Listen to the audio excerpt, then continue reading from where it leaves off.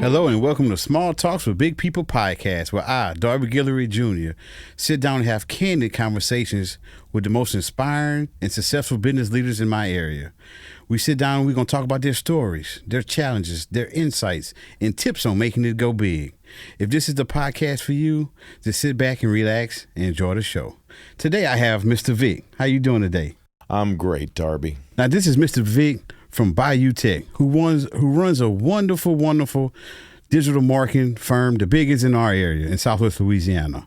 So he gonna give us his stories and his challenges on how to overcome in this digital marketing world. Well, Darby, I appreciate, number one, the introduction, and number two, I think you kind of pumped me up a little bit bigger than I should be. I don't know about being the biggest digital marketing firm, but I do know that we've grown quite a bit over the past few years. Of course, what fuels growth is, need. So with that, whenever there is a desire for that product or work product, you're going to have the ability to go sell that service. And that's what we did. I started out in the digital advertising space, I guess you could say, back when the website first came out to be something you could do without having to be a complete coder. They had what they called WYSIWYG website builders. Dreamweaver by Macromedia was the first one of those. And so whenever that came out, that was the first time I jumped into website development. And then from there, I hit the ground running and never stopped. But digital marketing, there's a whole lot to it, a lot of different ways you can push your company or your brand out there digitally. And so what my business, Bayou Technologies, exists to do is to help other businesses realize those technologies to further their businesses. Okay, so that was what, back in the early 2000s, in the 90s, when you got involved, you would say? Yeah, that was the late 90s. I'll give you a little bit of history on me. I was one of these kids. I was born in the 70s, which means I had a personal computer in my house. I was one of the fortunate few. Because back in those days, you had a computer that was crazy. So like my first computer was an Apple II Plus. Back, I think it was like 1980. Famous Apple II. Yeah, that's right. 81, 82, something like that. And so back in those days, if you wanted to play a video game, you had to know command line to get the actual game to load and stuff. So, I was looking at a black screen with green text going across it before you had some little pixels come up, and that was the game. So that's what first got me into computers, is you had to know how to actually use them to derive any kind of pleasure from them. It wasn't these days where you just picking up a thing and start to get, no, man. It's easy now for sure. Yeah, especially if you're just trying to have fun. So you had to be a little more crafty to get into the fun side of things. But then, of course, in school, they were pushing kids to, hey, learn computers. Well, heck, if you were already doing computers at home, you're going to take the computer classes at school. So you do more of that. But that was about it until I got into college. I just learned a few things here and there. Actually, I take that back. My first job, 16 years old, selling computer software at the mall in a store called Babbage's. So they had like a store where they would sell box software, kind of like GameStop almost. Okay. But this is for computer stuff. Like, I need a copy of Word. You'd go in the store and you'd buy a copy of Word. Or I need Lotus 123, which is an old database program. Yeah. You'd go in there and buy a box copy of it. And so me being a 16-year-old kid, I'm selling software that's for business productivity, learning a whole lot about it without knowing what the heck it's for. I knew what it did, but I knew, what the heck do you use it for? Did you like the selling part of it? Or? That's another thing. I got into this. It took me a long time to learn that I've always enjoyed sales, but I digress. Going back into the IT side of things. So that's what I did, as I worked with computers, because literally I used them to do what I needed to get done. And back then it was like maybe typing a paper or something like that, because there wasn't a bunch else that I needed to do on a computer at that age. So then I got to McNeese and I finished up my degree, and my minor was in computer science. Okay. So I learned some old languages that really had no relevance, like COBOL. I had to learn COBOL back in. That's old. That's old. And I was learning this back around Y2K times, because that was about when all the COBOL programmers were coming out of retirement, because all the programs were written The world in was supposed COBOL. to end. You remember everything was to shut down. I was in the 8th grade, and I remember we was all the teachers was like, "Oh, we're gonna come back and maybe know our computers work." We was like, "Yes, yes." Oh, wishful thinking. Yeah. No, but all those COBOL programmers, they got it fixed. So. Yes, they sure did. No, so then I went and I didn't work on computers for a long time. I went and started doing. I did a whole bunch of stuff, but all of them involved using a computer, the software on that computer for what my job was, say video editing or something like that, graphics design or developing computer-based training. All of it required the device to do the software. Well, one common thing that I found a lot of people had issues with were getting somebody to actually fix their computer when they had an issue. Yeah, People just wouldn't answer the phone. So when I decided to start doing something on my own, it was 2007. And what are you going to start your business doing? I said, well, I'm going to be the computer guy that answers the phone. That's my claim to fame. I'll actually answer my phone. So that's what I started doing. I was a one-man band. I was working out of my house. I had a few clients, and I'd answer the phone and help them with their computer stuff. Well, quickly I learned why it is people don't answer their phones, because they get too busy and they can't answer all them calls. Yes. So that's when I learned I need to get people to help me, either A, answer the phones, or B, help me do the work. And so I opted for B. And so started growing a little bit. Got a little place to rent and had my first tech come help me out. And then. So what made you make the jump to starting your company? I broke ways with my previous employer, which was in an industry that I'd been in for a while. And being that what it took to kind of get a fresh start in this, and I couldn't do that in Lake Charles. You know what I mean? It was more for like a national marketplace. And back then, work from home wasn't like a thing. You know, this is 2007. This is work from anywhere. No, man, that called no call, no show. You're fired. Most definitely. So what I decided to do is pivot and do something that I knew I could do, but wouldn't be limited by me having to move to a bigger market in order to get a job in that field, you know? So that's why I started doing that, and that's why I started Bayou Technologies. I'd also had my second child just then, which is a super smart idea. Let me go ahead and start off just. Yeah, I mean, how did the wife take that? I'm going to quit my job. Yeah. We have 2 kids now, and we don't know if we're going to make it. How did she? Well, I'm a guy that's always kind of been able to, let's just say I smooth into things. I have transitions. So like I probably had a couple of clients that I was helping in that time to say, you got your foot wet a little bit. A little bit. It wasn't a complete, oh my gosh, just pull the cord and jump. No, but it was, as with anything new, change is hard. Yes. I'm not one that has, I'm not going to say I'm of sound mind all the time when I make business decisions. And so with that, I've made some gut decisions, and they've worked out. Lucky me. I mean, but no, that wasn't, in hindsight, nah. I think when we look back on almost any businessman, in hindsight, you're like, I probably shouldn't have did it, but something just urged me, or something just pulled me, or I just knew I had to. It was now or never. It's kind of like I got to do it now, or I'm never going to do it. If I don't make that jump today, we won't get it done. And sometimes you got to just jump. Yeah. You got to just jump. So, no, that's what we did. We jumped. So, yeah, and then from there, just slow and steady, just year after year without a whole lot of outbound marketing, which is ironic, but we didn't do a lot, but yet we grew probably about, 20% each year. Ooh, that's big. Well, that compound quick. 20% every year compound very quickly. It does when you're going from having 2 clients to 10 clients to 20 clients to, and that's much bigger than 20% growth. But it happens slowly, where then all of a sudden you realize, holy cow, where the heck did all this business come from?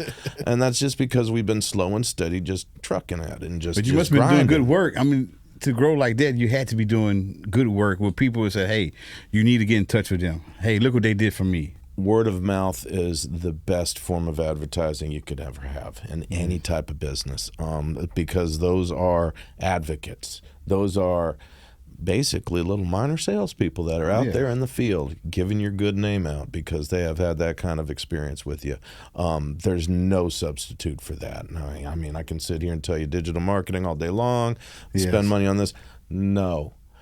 making your customers happy and having them tout your expertise or the experience they had that was exceptional, nothing trumps that. Most definitely. So in your growing stages, what was the most difficult thing for you? Cash flow. Cash flow. Same like almost every business, cash flow.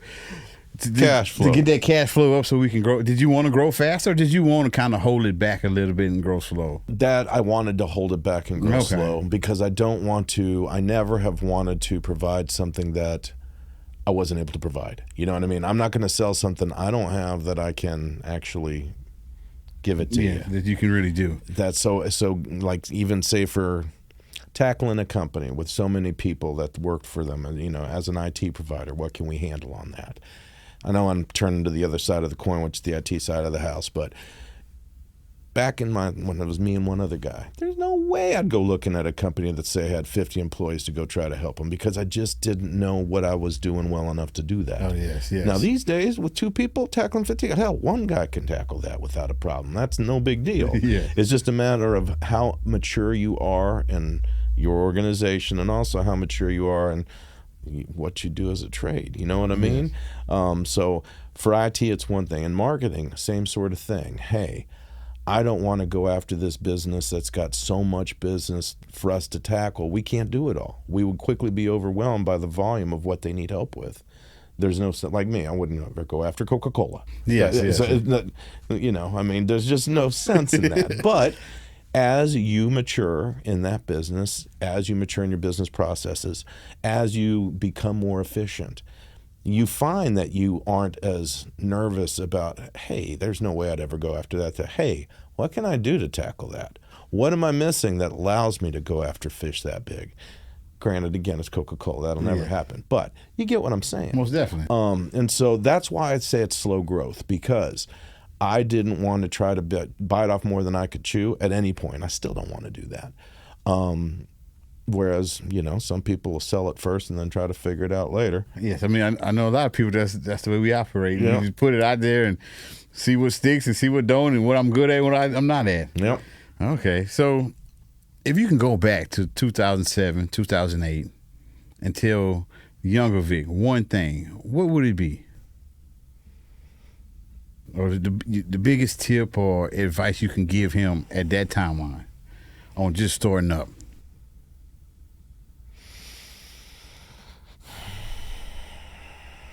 One tip, huh? Just one? If you got 2, we can take 2. We can take 2, Look, as with everything, man, a penny saved is a penny earned. I mean, I know that's an old trite expression, but dude, seriously, save them pennies. Because they just add up and compound interest. That's a thing. And I mean, money in the bank is better.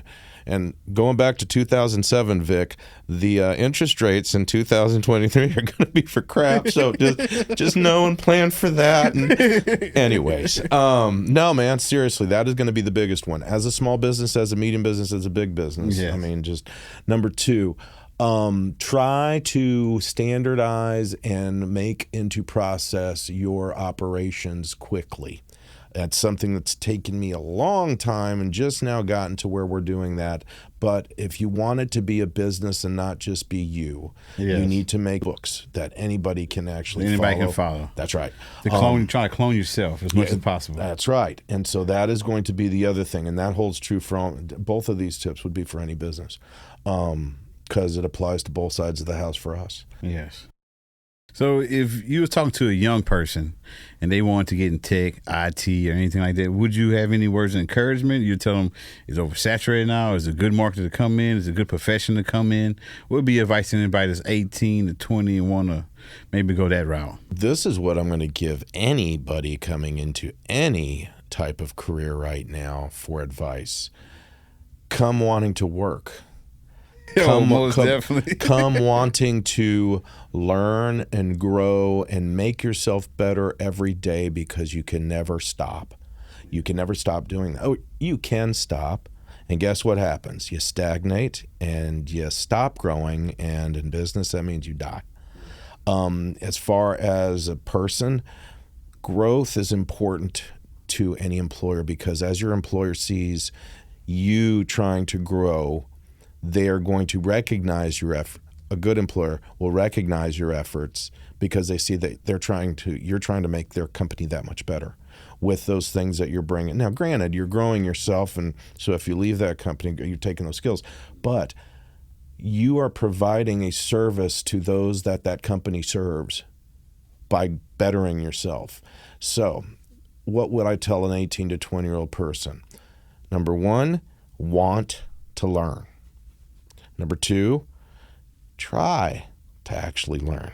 Okay, because wanting and trying are two different things. Put the effort behind it. And then number three, learn things that will take you further in what you want to be, because there's no sense in learning a whole bunch of stuff that you're going to flush down the toilet when you change careers, okay? Yeah. And I get a lot of it's going to be applied stuff, but there are a lot of things, skills that you can learn that apply across whatever career path you go into. So in IT, yes, there's technical certifications. I get that.